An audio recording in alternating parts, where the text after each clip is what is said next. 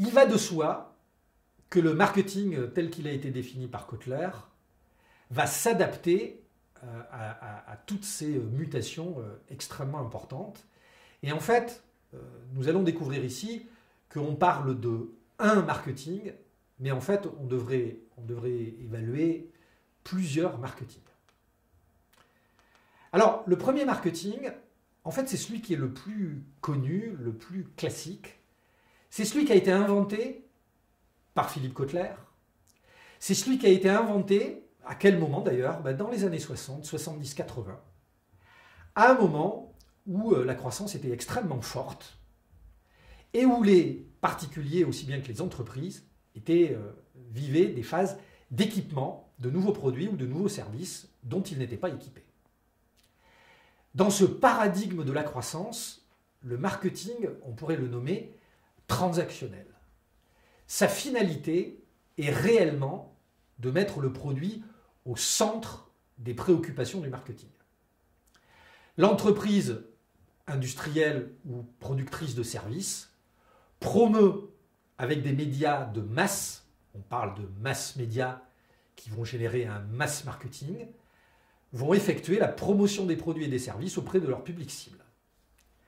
Derrière, un concept extrêmement connu, et on y reviendra dans le détail, qui est un des fondements même de l'ouvrage mythique de Philippe Kotler, Marketing Management, les fameux 4P. Alors les 4P, c'est ce qu'on appelle le marketing mix.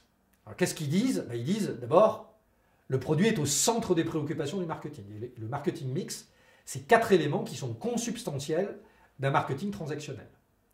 La responsabilité du marketing dans cette perspective, c'est d'abord la conception du produit.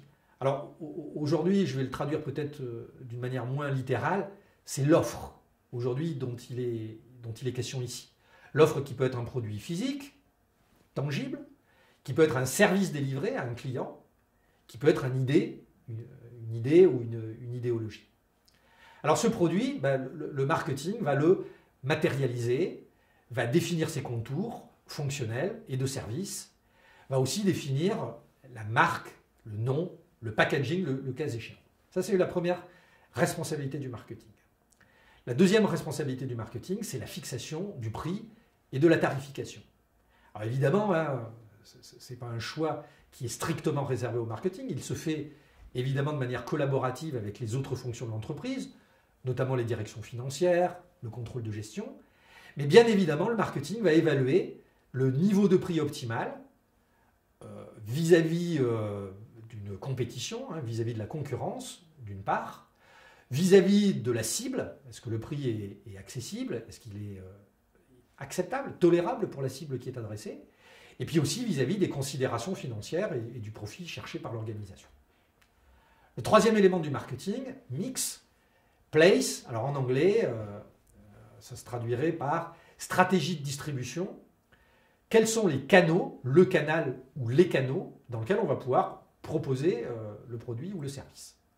Dernier élément du marketing mix, promotion, qui se traduirait par stratégie de communication. On en revient à ce que j'évoquais sur la stratégie média et ou hors média, qui va permettre de stimuler, d'informer, de faire venir et de vendre le produit à la cible qui a été déterminée. Alors ce marketing transactionnel, il est le fondement de beaucoup d'études, notamment dans les études académiques, dans les universités, les business schools, les grandes écoles. Il est le socle, le solfège classique de la discipline du métier marketing.